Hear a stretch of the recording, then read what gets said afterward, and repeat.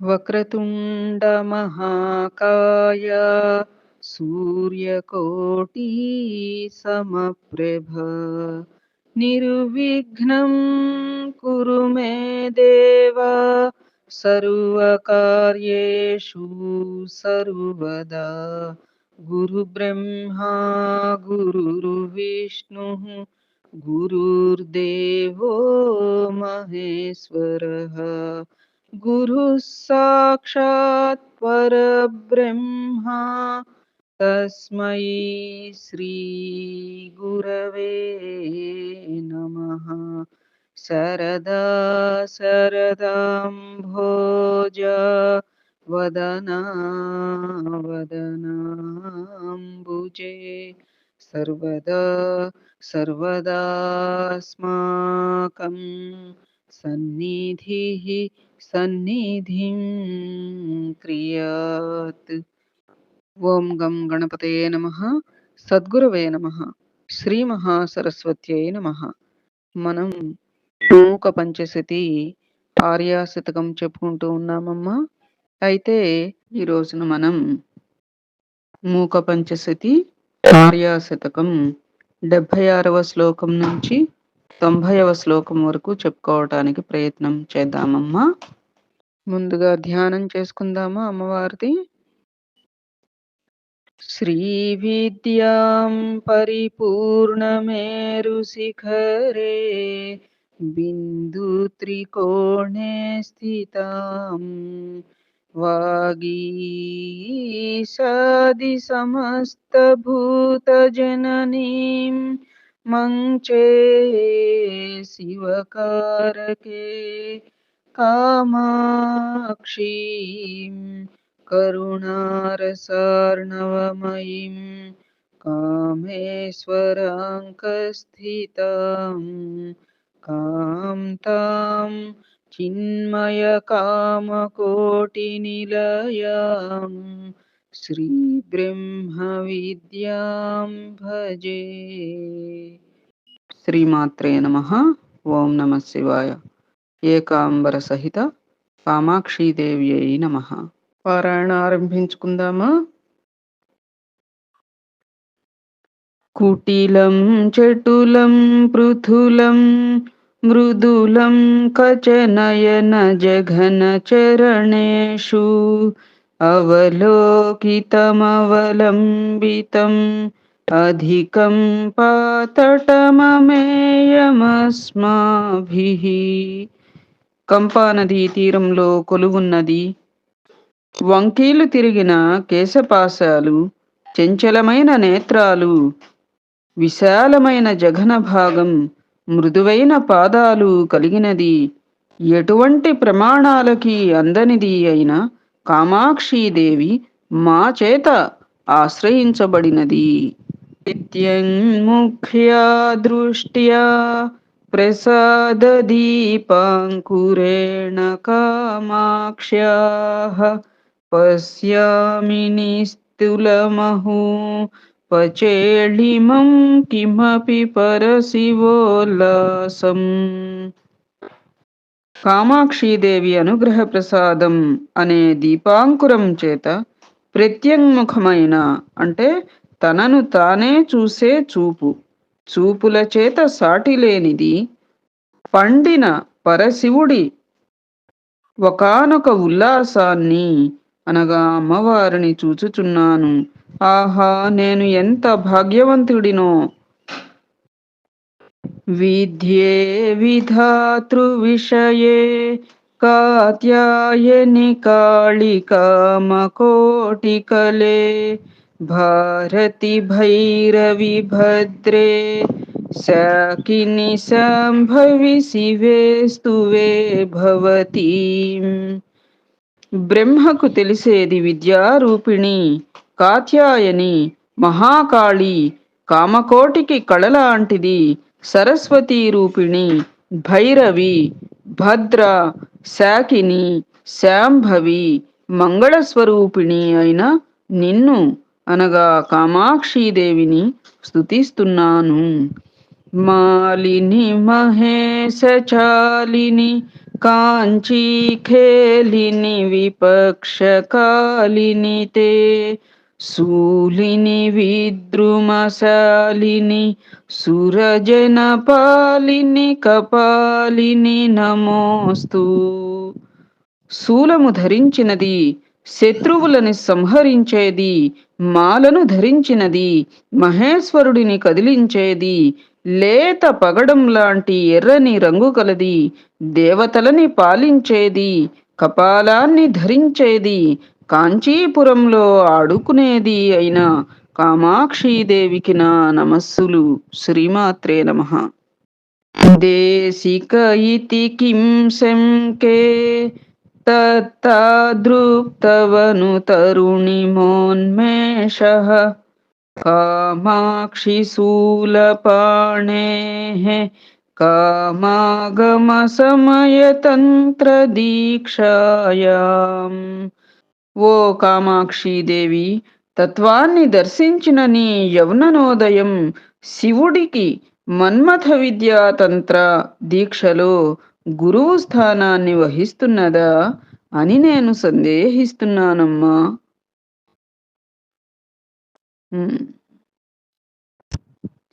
వేదండ కుంభడంబర వైతండిక కుచ భరార్తమధ్యాయ కుంకుమరుచే నమస్యాం శంకర నయనామృతాయ రచయామః. కుంకుమ రంగు లాంటి శరీరం కలిగిన కామాక్షీదేవి కుచాలు ఏనుగు కుంభస్థలంతో పోటీ పడుతున్నట్లుగా ఆడంబరంగా ఉన్నాయి. అంతటి భారమైన కుచాల బరువుతో ఆమె నడుము పీడించబడుతోంది.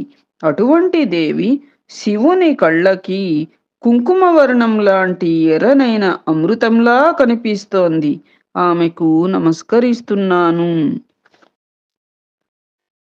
అధికాంచితమణికాంచన కాంచీమధికాంచి కాంచిద్రాక్షం అవనత జనానుకంపాం అనుకంపాకూలమస్మదనుకూలాం. కాంచీ నగరంలో ఉన్న కంపానదీ తీరంలో ఎంతో పూజనీయమైనది, మణులు పొదిగిన వడ్డాణాన్ని నడుముకు ధరించినది, నమస్కరించిన భక్తుల మీద దయ చూపేది, మాకు అనుకూలమైనది అయిన ఒకానొక దానిని అనగా కామాక్షీదేవిని చూచాను. పరచిత కంపాతీరం పర్వతరాజస్య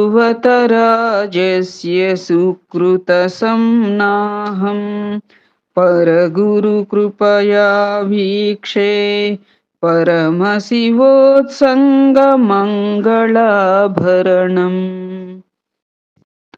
హిమవంతుడి పుణ్యాల సమూహమైనది, కంపానదీ తీరంతో పరిచయం కలిగినది, పరమేశ్వరునికి మంగళకరమైన ఆభరణం లాంటిది అయిన కామాక్షీదేవిని పరమ గురువు అనుగ్రహంతో దర్శిస్తాను. అది సద్గురుని యొక్క పూర్ణ కృపా కటాక్ష వీక్షణాల చేతనే మనకి ఇష్టదేవతారాధన కూడా సఫలీకృతమవుతుంది. పరమ గురువు, సద్గురువుని స్థాయి మించిన వారిని పరమ గురువు అంటారు. పరమగురుని యొక్క లక్షణాలు ఏమిటి అనేది మనం గురుగీతలో ఎంతో స్పష్టంగా చెప్పుకున్నాం. చక్కగా గురుగీత అవకాశం ఉన్నప్పుడల్లా మనం వింటూ ఉండాలి. గురుగీత అంటే పార్వతీ పరమేశ్వర సంవాదమే గురుగీత అమ్మ. పార్వతీదేవి తన బిడ్డలైనటువంటి మనల్నందరినీ కూడా ఉద్ధరించడానికి ఈ లౌకిక పయనంలో మనం ఏ విధంగా వర్తించాలి, ఎవరిని అనుసరించాలి, ఎవరిని గురువుగా పొందాలి, ఎవరిని పరమ గురువుగా మనం గుర్తించగలగాలి. ప్రతి వాళ్ళు పరమ గురువులు అయిపోరు.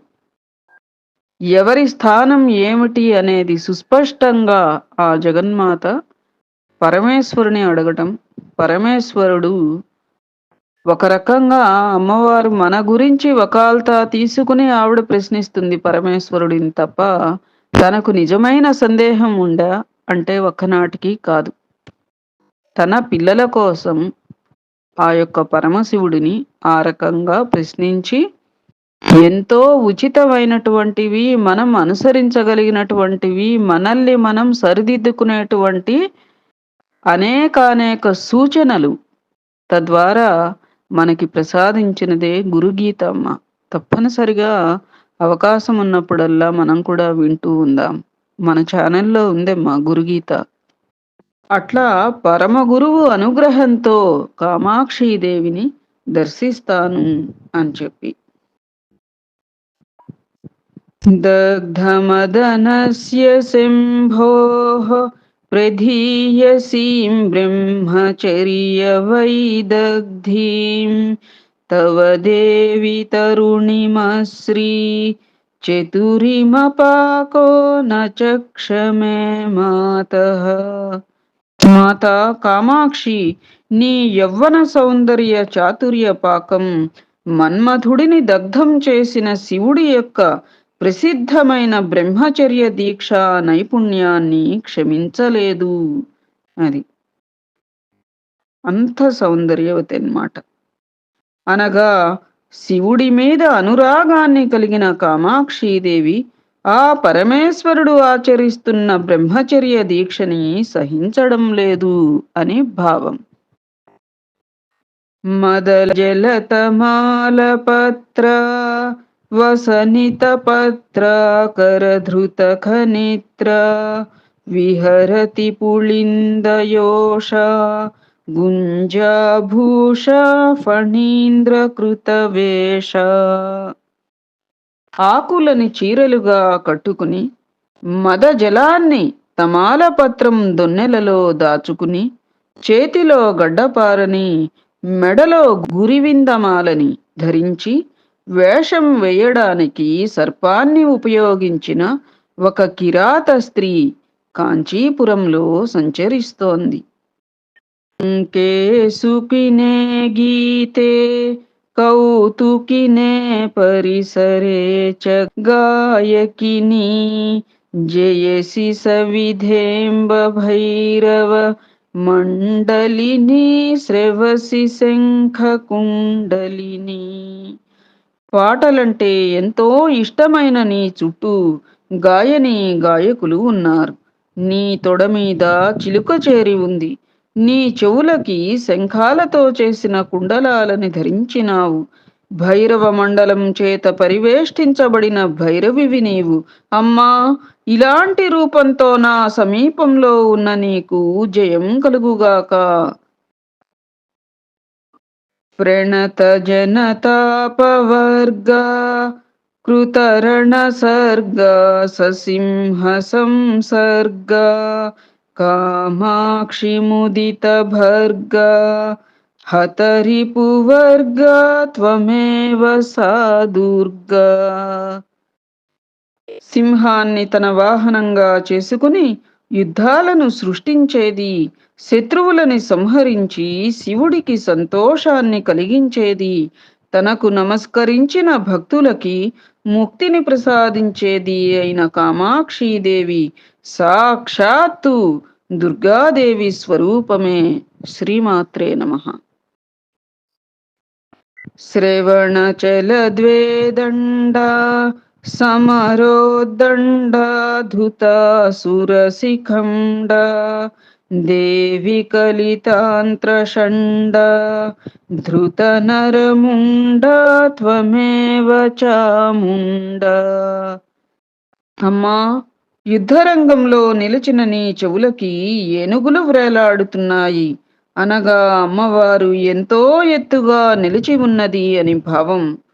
నీ అడుగుల చప్పుడికి యుద్ధరంగంలో ఉన్న రాక్షసుల కిరీటంలో ఉన్న నెమలీకలు కదిలిపోయాయి.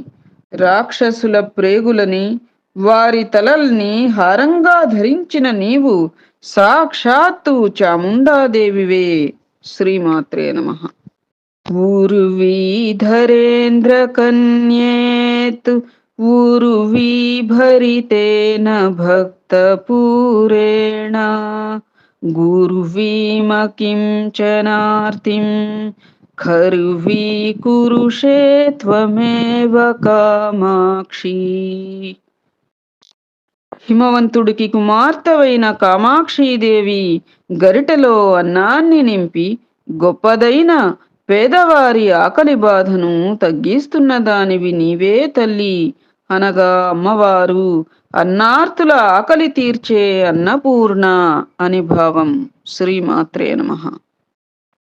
తాడి తరుపు పరిపీడన భయహరణ నిపుణ హలముసల క్రోడపతి భీషణముఖీ క్రీడసి జగతి త్వమేవ కామాక్షి. శత్రు సైన్యాన్ని నాశనం చేసి శత్రువుల భయాన్ని పోగొట్టడంలో సమర్థమైన హలాయుధ ముసలాయుధాలను ధరించినది, వరాహం వంటి భయంకరమైన ముఖం కలిగినది అనగా అమ్మవారు వారాహి అని భావం. అటువంటిదైన ఓ కామాక్షీదేవి నీవే ఈ జగత్తులో క్రీడిస్తున్నావు. శ్రీమాత్రే నమః. ఈ రకంగా మనం 76వ శ్లోకం నుంచి 90వ శ్లోకం వరకు చెప్పుకున్నామమ్మా. తదుపరి మనం చెప్పుకునేటువంటి మహాస్వామి వారి యొక్క మహిమ గురించి వినడానికి ప్రయత్నం చేద్దాం. ఇప్పుడు మనం చెప్పుకోబోయేటువంటి అంశమమ్మ, డాక్టర్ వారణాసి రామమూర్తి రేణు అంటారుట వారిని. వారు వ్రాసినటువంటి వారి యొక్క స్వానుభవం అన్నమాట, స్వామివారి సాంగత్యం రీత్యా. అయితే శ్రీ కంచి కామకోటి గురుచరణులు శ్రీ చంద్రశేఖరేంద్ర సరస్వతి స్వామివారు జంగమ తీర్థ చక్రవర్తి. శ్రీవారి చరణస్పర్శ భూమిలోని అణువణువును పవిత్ర తీర్థం కావిస్తుంది. వారు సర్వజ్ఞులు, సర్వసములు, సర్వసులభులు. ఈ మాటలు అతిశయోక్తులు కావు. స్వామివారి చరణాల వద్ద నేను పొందిన ఎన్నో మధురానుభూతుల ఆధారంతో ఈ మాటను అంటున్నాను. వానిలో 1-2 అనుభవాలు నివేదిస్తాను అని డాక్టర్ గారు చెప్తున్నారన్నమాట. శ్రీచరణులు మఠంలో హైదరాబాదు దయచేసిన సందర్భంలో దాదాపు 4-5 నెలలు వారి దర్శన సేవా భాగ్యాలు అనుభవించిన వారిలో నేను ఒకడను.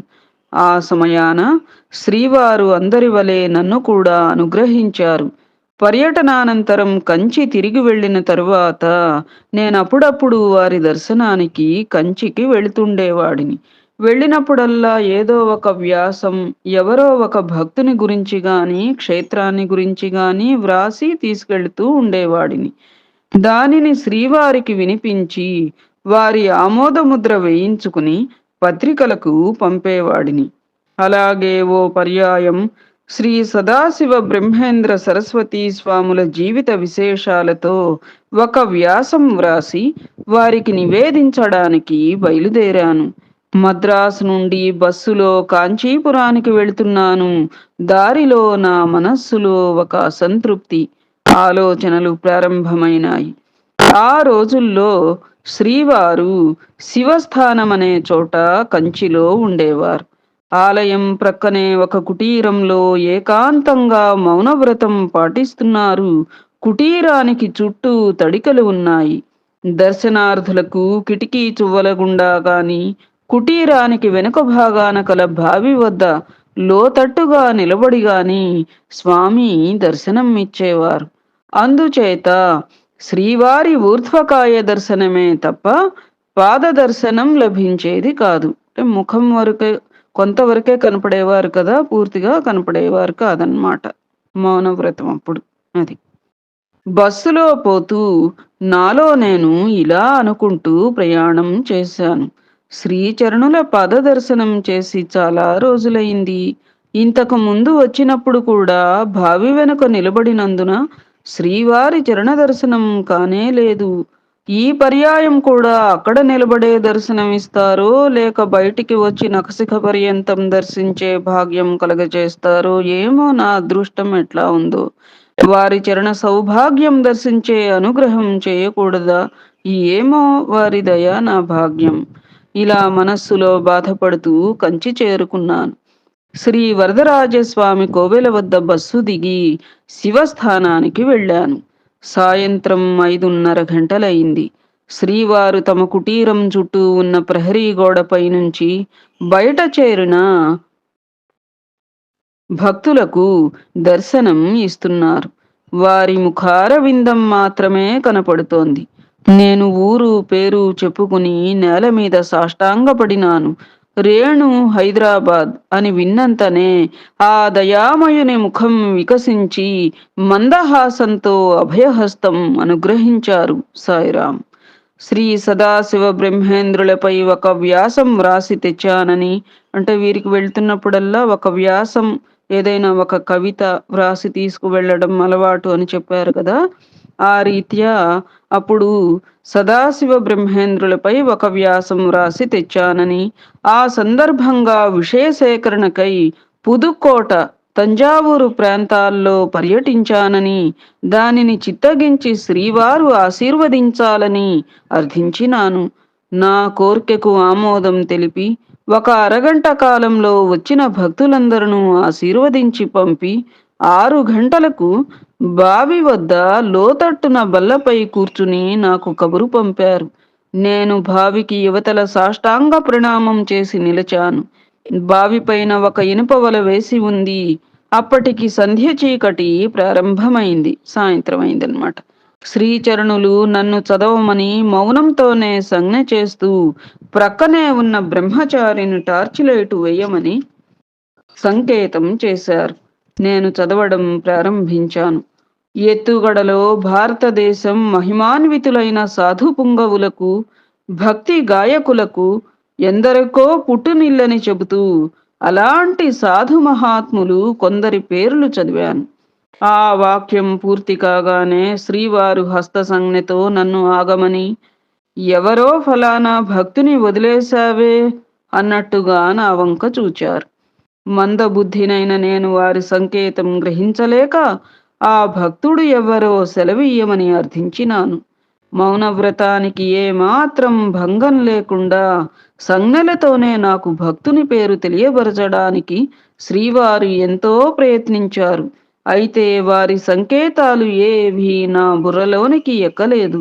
అంతటితో విసుగు కలిగినట్టుగా నటిస్తూ తమ 2 చేతుల బొటన వ్రేళ్లు మడిచి 8 వేళ్లు చూపారు.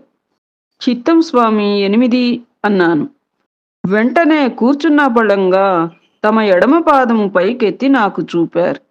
అప్పటికి నాకు వారి ఆంతర్యం బోధపడి, హా స్వామి, 8 పాదం, 8 పాదాలు, అష్టపాదాలు, అష్టపదులు, ఆ జయదేవులా అని పెద్దగా అన్నాను.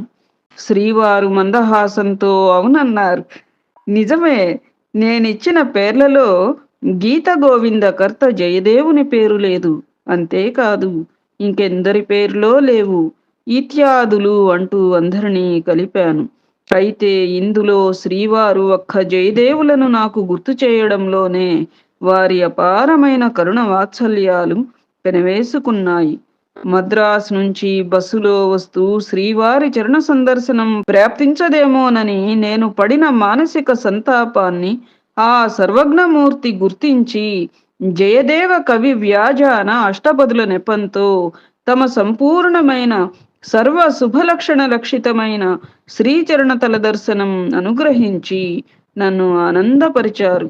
శ్రీచరణుల సర్వజ్ఞతకు, సర్వాంతర్యామిత్వానికి, భక్త వాత్సల్యానికి ఈ ఘట్టం చక్కని తార్కాణం. సాయిరాం. ఆ ప్రకారంగా వారికి పాదదర్శనం అనుగ్రహించడమే కాక